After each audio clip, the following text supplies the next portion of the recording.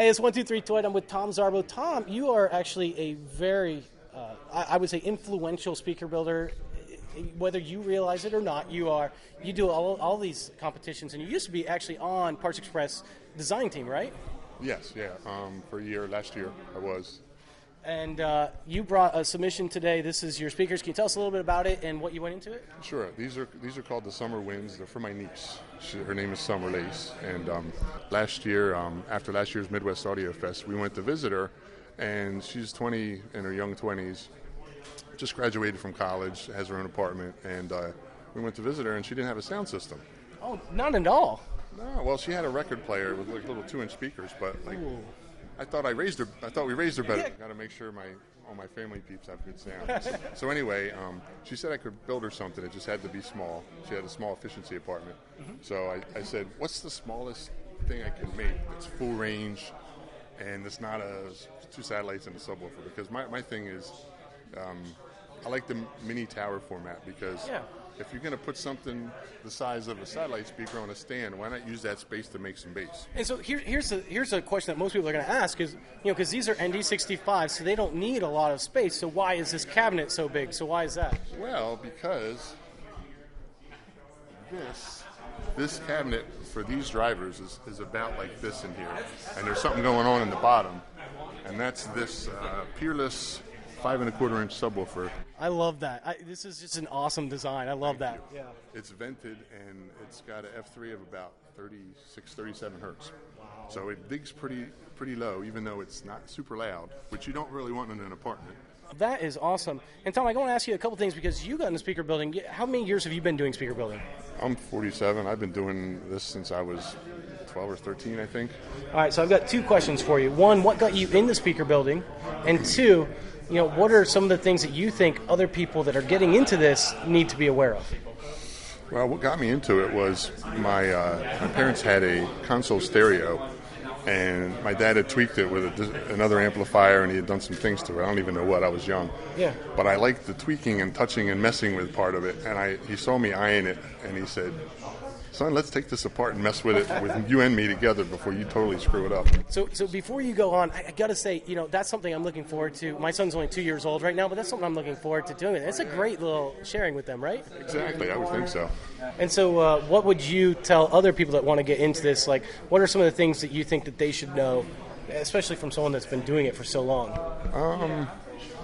Well, everybody says, on the forum, a lot of people will say start with a kit because you're kind of guaranteed a really good result. A lot of people, or at least when I was young, we didn't have the software, we didn't have the forum. There's a lot of resources that we didn't have, and I just made a few speakers when I was younger that sounded awful. Yeah, sure. I mean, I put a lot of time into trying to make them look good, and they sounded like, oh man, I did all that, and that's what I'm hearing? So I didn't know what I was doing back then. So starting with a kit probably isn't a bad idea, and then it gets you excited, and then you can start doing it on your own.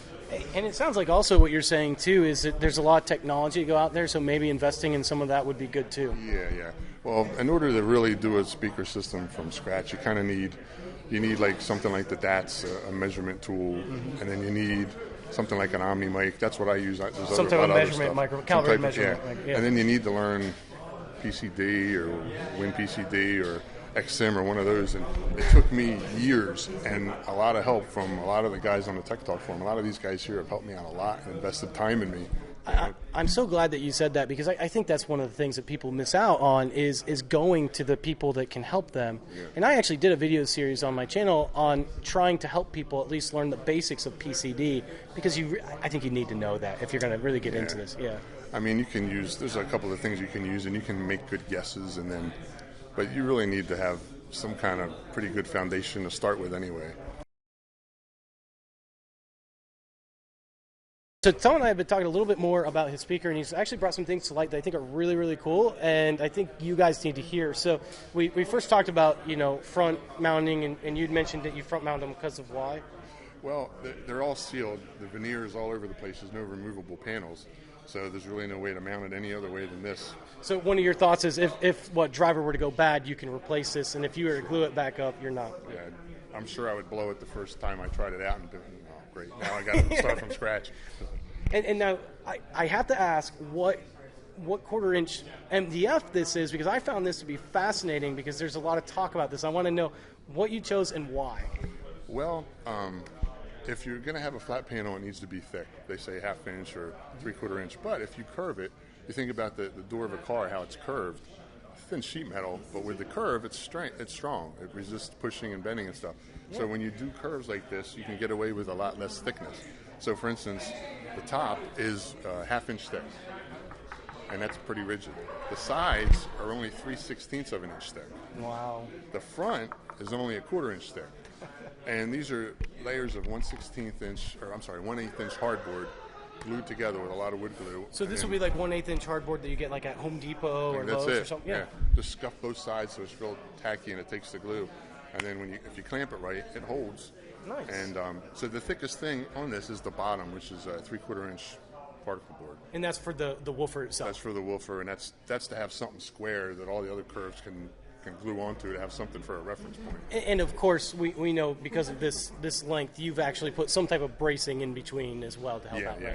There's I had to brace the sides up to where the bend, where the curve stopped, in order to have something square and to clamp onto. Yeah. You got to have the bones and the structure of it to clamp the thin stuff too. Yeah. Thanks. You can learn a lot, and one of the things that I took away that I really love what you said is go out. If you don't know the answer, go out and try to talk to some people. And I think Tech Talk Forum was one of the places that you thought was a good place to go. Man, when I found Tech Talk, I was like, finally I can get answers to my questions. And if I know anything, and if I've been able to do anything of any success at all, it's basically because of thanks to all the guys who invested their time in helping me. I mean, I've asked for help from a lot of the fellas in this room, and they've been very kind and gracious. So. Well, that's excellent. Thanks again, Tom. Appreciate it.